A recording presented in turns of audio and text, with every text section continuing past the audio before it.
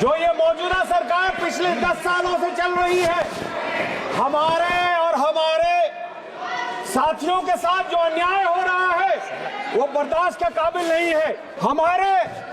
हमारे लोगों को पब्लिकली अब्यूज किया जा रहा है, हमारे साथ लिंचिंग की जा रही है, मारा जा रहा है, हमारे बुजुर्गों को दाढ़ी से नोचा जा रहा है, हमारे लोगों को नमाज पढ़ते हुए लात मारी जा रही है, हमारी जमीनों को छीनी जा रही है, हमारी दरगाहों पे कब्जा की जा रही है, हमारे बच्चों से एक ऐसा शब्द बुलवाना चाहते हैं जो नहीं बोलते और नहीं बोलने के कारण उस पर अत्याचार होता है। आपको जान के ताजुब होगा सर। किसको लात मारा आप बताए, तथ्य दीजिए, किसको कहा लात मारा, तथ्य दीजिए। हम देंगे सर। नमाज पढ़ते वक्त दुनिया ने देखा, ताजुब है आप छुप गए देखने के लिए। तो चलाते रहे हमारे आशियाने sir, we are together in JPC. वो जलाते रहे हमारे आशियाने, हम बनाते रहेंगे मोहब्बत के तराने। जय हिंद। मैं डॉक्टर जावेद, आपने नाम लिया, मैं हिंदुस्तान का एक प्राउड मुस्लिम हूँ और मुझे शुक्र है कि बाबा साहब अम्बेडकर ने और हमारे पूर्वजों ने एक बेहतरीन तोहफा दिया है और वो तोहफा है कॉन्स्टिट्यूशन ऑफ इंडिया, जिसके वजह से आज हम अपने आप को महसूस समझते हैं, महफूज समझते हैं। लेकिन जो ये मौजूदा सरकार पिछले 10 सालों से चल रही है, हमारे और हमारे साथियों के साथ जो अन्याय हो रहा है वो बर्दाश्त के काबिल नहीं है। आज हमसे डिस्क्रिमिनेट किया जा रहा है,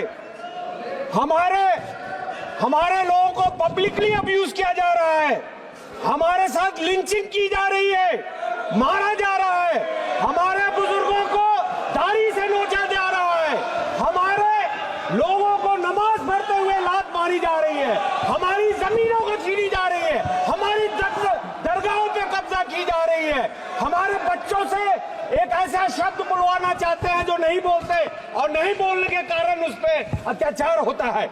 ये आज का हिंदुस्तान है, इनके सामने इनके चलाते हुए, जिसका हम विरोध करते हैं। और सर वही नहीं, पिछले कुछ दिनों में 686 हेट स्पीचेस हुए। आपको जान के ताजुब होगा सर। किसको लात मारा आप बताए, तथ्य दीजिए, किसको कहा लात मारा, तथ्य दीजिए। हम देंगे सर। नमाज पढ़ते वक्त दुनिया ने देखा, ताजुब है आप छुप गए देखने के लिए। सर 686 हेट क्राइम्स हुए हैं, पिछले वारदात, लेकिन उनमें से हेट मॉन्गर्स के खिलाफ कुछ भी नहीं किया इस मौजूदा सरकार ने। और किसके खिलाफ कर रहे हैं कार्रवाई? उनके खिलाफ जो विसल ब्लोअर हैं, उनके खिलाफ जो न्यूज देते हैं, सोशल मीडिया कहता है। मीडिया तो बिका हुआ, हम सब जानते हैं, इन्हीं के कंट्रोल में है।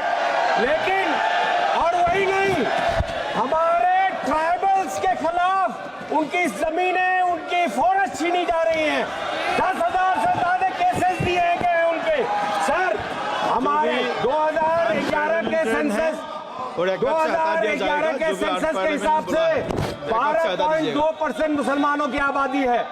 और आपको जान के ताजुब होगा कि 54 मिनिस्ट्रीज में 11,131 ऑफिसर्स में मुसलमान सिर्फ 171 है, जिसका परसेंट 1.6 है। यहाँ हमको जो हमारे हिसाब से मिलना चाहिए वो नहीं मिलता। लेकिन अगर जेलों में आप तादाद देखेंगे तो मुसलमानों की तादाद 31 है, उसमें ज्यादातर इंटर ट्रायल है जिनको जबरदस्ती भरा गया है। हमारे स्टूडेंट्स को, हमारे एक्टिविस्ट को इनको निकालना होगा। पिछले 10 सालों में हमने देखा, पहले राइट्स हुआ करते थे, ये अब राइट्स मैन्युफैक्चर करते हैं, लोग बुला के भेजते हैं। और अब संभल में हमने देखा, जब लोग नहीं मिल रहे तो प्रशासन ने गोली चलवाई। हम ये बर्दाश्त नहीं करेंगे। हम ये नहीं जानते कि ये कब समझेंगे कि संविधान सबके लिए है। ये संविधान हम सबके लिए बराबर है। सबसे अफसोस की बात है कि आर्टिकल 26, आर्टिकल 15 में हमें अपने जगहों का हमें इजाजत दे देता है, हमें अपने जो इदारे हैं उसको चलाने का इजाजत देता है। लेकिन ये वक्फ अमेंडमेंट बिल लाके ये चाहते हैं कि बैकडोर से हमारी जमीनें छीन लें। हमारी जो प्रॉपर्टीज हैं, जो हमारे पूर्वजों ने दान किया, गरीबों के लिए, मिस्किनों के लिए, बेवा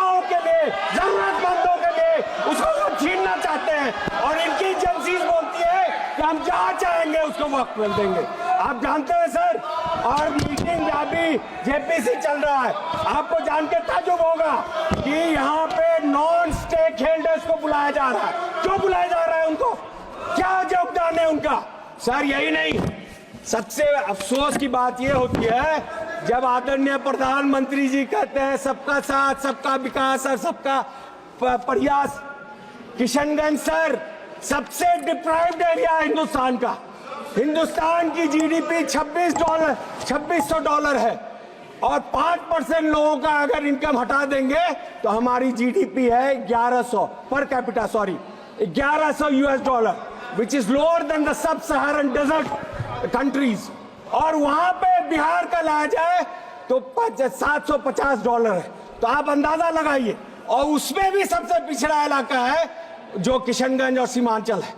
पिछले 12 साल से मैं गुहार लगा रहा हूं, आदरणीय मंत्री एजुकेशन जी, होम मिनिस्टर अमित शाह जी के पीछे बैठे हैं, पूछिए उनसे कितना दर्जनों बार हमने गुहार लगाई। जो यूपीए सरकार ने, मनमोहन सिंह जी ने, सोनिया गांधी जी ने तोहफा दिया, आप उसमें अभी तक क्यों फंड नहीं दे रहे? धन्यवाद जी। क्यों कहते हैं कि हमारा अभिजीत गंगोपाध्याय जी, आप चाहते हैं कि सिर्फ हम मजदूरी करें? सदस्य अभिजीत गंगोपाध्याय जी, चाहते हैं कि हमें तालीम मिले? आप समाप्त कीजिए। क्या आप नहीं चाहते हैं कि हिंदुस्तान के ग्रोथ में हमारा? अभिजीत गंगोपाध्याय जी।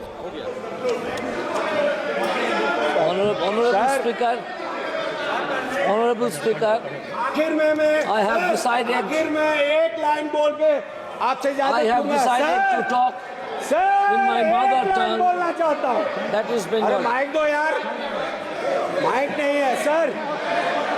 सर आप कंटिन्यू करो। वो चलाते रहे हमारे आशियाने। Sir we are together in JPC. वो चलाते रहे हमारे आशियाने, हम बनाते रहेंगे मोहब्बत के तराने। जय हिंद। धन्यवाद।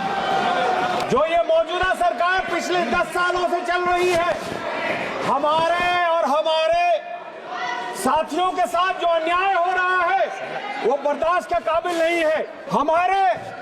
हमारे लोगों को पब्लिकली अब्यूज किया जा रहा है, हमारे साथ लिंचिंग की जा रही है, मारा जा रहा है, हमारे बुजुर्गों को दाढ़ी से नोचा जा रहा है, हमारे लोगों को नमाज पढ़ते हुए लात मारी जा रही है, हमारी जमीनों को छीनी जा रही है, हमारी दरगाहों पे कब्जा की जा रही है, हमारे बच्चों से एक ऐसा शब्द बुलवाना चाहते हैं जो नहीं बोलते, और नहीं बोलने के कारण उस पर अत्याचार होता है। आपको जान के ताज्जुब होगा सर। किसको लात मारा आप बताइए, तथ्य दीजिए, किसको कहा बिल्कुल, लात मारा, आप तथ्य दीजिए। हम देंगे।